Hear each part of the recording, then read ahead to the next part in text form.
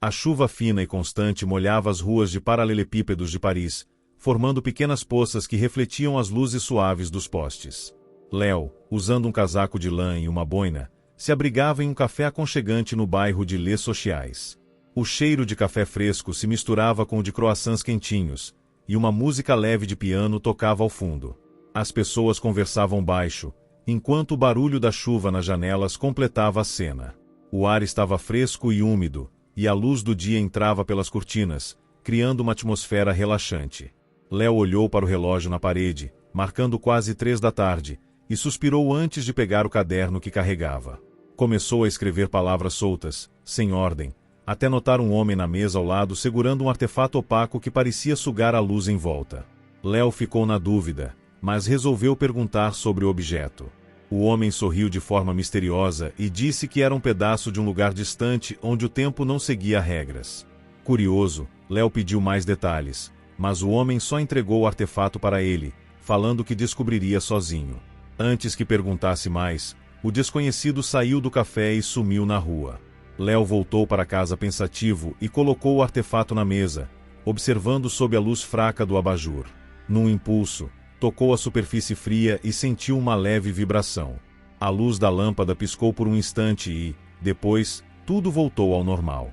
Na manhã seguinte, acordou com uma sensação estranha, como se o sono tivesse sido longo ou curto demais. Olhou pela janela e viu que a cidade parecia diferente, prédios mais altos, cores mais vivas.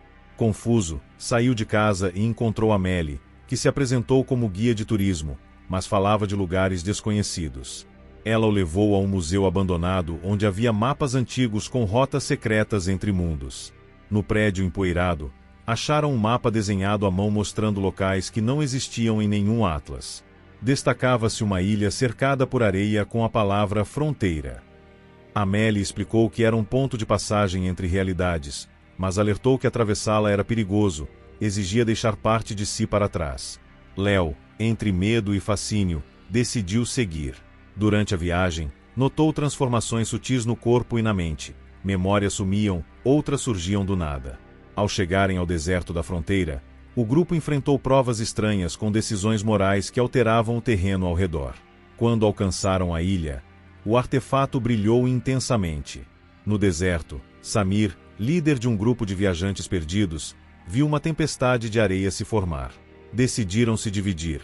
Parte foi atrás de uma luz misteriosa, outra seguiu para cavernas. Samir acompanhou Yasmin até a fonte da luz e acharam uma torre metálica com máquinas antigas.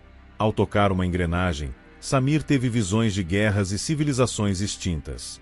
O grupo discutiu se ativava as máquinas ou as destruía, mas a tempestade apertou e Samir puxou uma alavanca. A máquina ganhou vida, a tempestade parou e o deserto virou um campo verde. A torre sumiu e Samir percebeu que perdeu algumas memórias. No outro grupo, Malik encontrou túneis com pinturas sobre a criação do universo, mas cristais negros bloqueavam o caminho. Um deles explodiu quando atingido, aumentando os obstáculos. Ao saírem, depararam com criaturas de luz que questionavam suas intenções. Os grupos se reuniram no campo e Léo reapareceu com o artefato, agora brilhando suavemente. Explicou que ali as fronteiras entre mundos se misturavam, permitindo escolher um futuro coletivo. Porém, cada decisão trazia consequências e a verdadeira pergunta era quem eles queriam ser após cruzar aquela fronteira. No coração de um deserto onde as dunas se estendem até onde a vista alcança, Samir encontra uma caravela de viajantes perdidos. Uma tempestade de areia se forma e ele sabe que não há muito tempo antes que todos fiquem presos ali para sempre. Os rostos cansados ao redor refletem medo e esperança, enquanto tentam proteger seus pertences do vento crescente. Samir caminha até a proa da embarcação improvisada e observa o horizonte distante, onde algo pulsa em intervalos irregulares.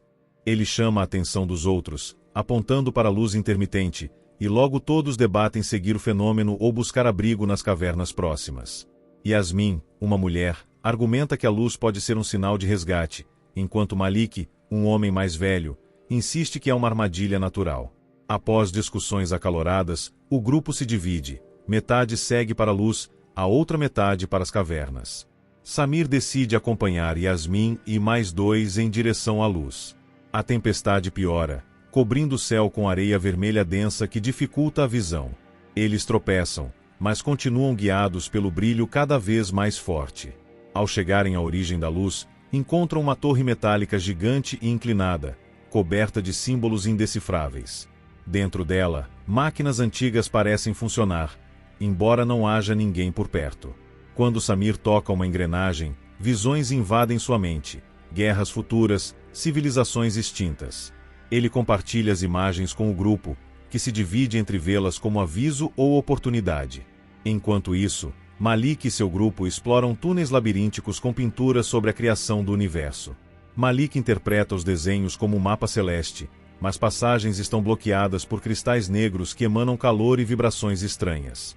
Um membro golpeia um cristal com uma pedra, causando uma explosão de energia que os joga contra as paredes. Ao acordarem, os cristais cresceram, bloqueando a saída. Malik ordena que avancem mesmo com os riscos. De volta à torre, Samir e os outros enfrentam uma escolha: ativar ou destruir as máquinas. Yasmin defende que elas podem salvá-los. Outro membro alerta sobre os riscos. A discussão esquenta até que um estrondo anuncia o auge da tempestade. Parte do teto desaba, forçando Samir a puxar uma alavanca. As máquinas ganham vida com um zumbido ensurdecedor. Lá fora, a tempestade diminui, revelando um campo verdejante com árvores retorcidas. Ao saírem, a torre desapareceu, deixando apenas vazio. Samir sente uma dor no peito. O anel de metal que carregava sumiu com algumas memórias. Ele percebe que todos sacrificaram algo na jornada. Nas cavernas, Malik e seu grupo encontram um espelho gigante que reflete versões alternativas de si. Alguns se aproximam, outros recuam abalados. Malik manda ignorar o espelho, mas a moral do grupo está fragilizada.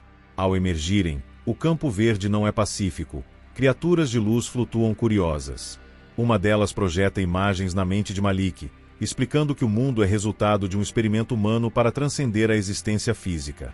Os seres questionam se os recém-chegados têm boas intenções. Os grupos se reúnem no campo, carregando cicatrizes invisíveis. Léo reaparece com o artefato, agora brilhando suavemente. Ele explica que este é o lugar onde as fronteiras entre mundos colapsam, permitindo escolherem seu destino coletivamente.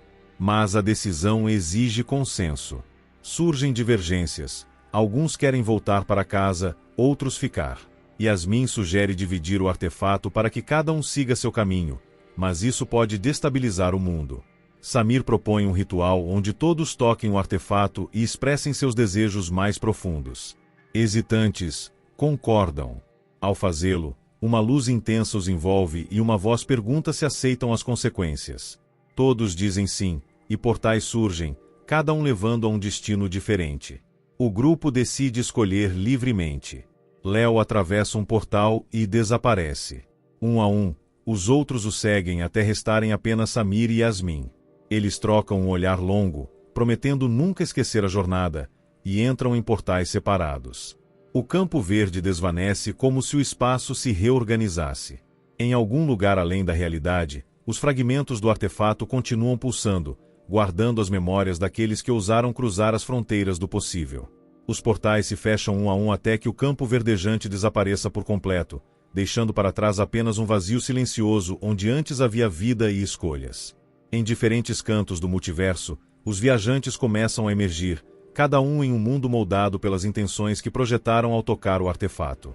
Samir se vê em uma cidade futurista de arranha-céus transparentes, onde as pessoas parecem viver em harmonia com máquinas avançadas. Ele caminha pelas ruas, observando como a tecnologia está profundamente integrada à sociedade, mas percebe que algo falta. Não há crianças brincando nem risos ecoando pelos espaços públicos. Ao perguntar a um morador sobre isso, recebe apenas um olhar vazio e uma resposta automática. A reprodução biológica foi substituída por replicação mecânica há séculos. Samir sente um peso no peito ao perceber que sua escolha inconsciente o levou a um lugar onde a humanidade sacrificou sua essência emocional pela eficiência. Determinado a encontrar conexão, ele explora os subterrâneos da cidade, onde rumores falam de grupos rebeldes que ainda preservam traços de humanidade autêntica. Enquanto isso, Yasmin emerge em uma floresta densa, onde árvores gigantescas formam arcos naturais que bloqueiam parcialmente a luz do sol. O ar cheira a terra molhada e folhas frescas, trazendo uma paz que ela não sentia há tempos. Conforme avança, nota que os animais a observam com inteligência incomum. Um lobo cinzento aparece em seu caminho, encarando sem medo. Ela estende a mão hesitante, e o animal permite que ela o toque antes de se afastar.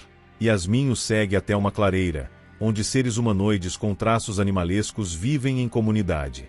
Eles a recebem com curiosidade cautelosa, explicando que ali é um santuário para os rejeitados pelo mundo moderno. Yasmin se junta a eles, aprendendo tradições e descobrindo que sua presença pode ajudar a unir espécies separadas por preconceitos antigos. Léo desperta em uma praia deserta, onde o som das ondas é o único ruído constante. Carrega um fragmento do artefato, agora menor e opaco, como se parte de seu poder tivesse sido gasto no ritual. Ao explorar a costa, encontra destroços de navios antigos e artefatos estranhos, sinais de que outros estiveram ali, mas nunca permaneceram. Ele passa os dias catalogando esses objetos, tentando decifrar a história do lugar, enquanto luta contra uma solidão crescente. Uma noite, sonha com os outros viajantes e acorda com a certeza de que deve continuar sua busca, mesmo que isso signifique abandonar aquele refúgio. Malik chega a um planalto rochoso, onde ventos constantes espalham poeira dourada que brilha sob o sol. Ali, encontra uma civilização que venera o tempo como uma entidade divina. Os habitantes seguem ciclos rigorosos ditados por relógios gigantes que marcam horas, estações e eras. Inicialmente fascinado pela ordem, Malik logo percebe que essa obsessão eliminou toda a espontaneidade. Usando sua experiência como líder, convence alguns a fazer pausas em seus rituais para permitir criatividade. Isso gera tensão, mas também semeia mudanças. Outros viajantes enfrentam realidades ainda mais surreais. Alguns encontram utopias impossíveis, outros são lançados em pesadelos nascidos de seus medos mais profundos.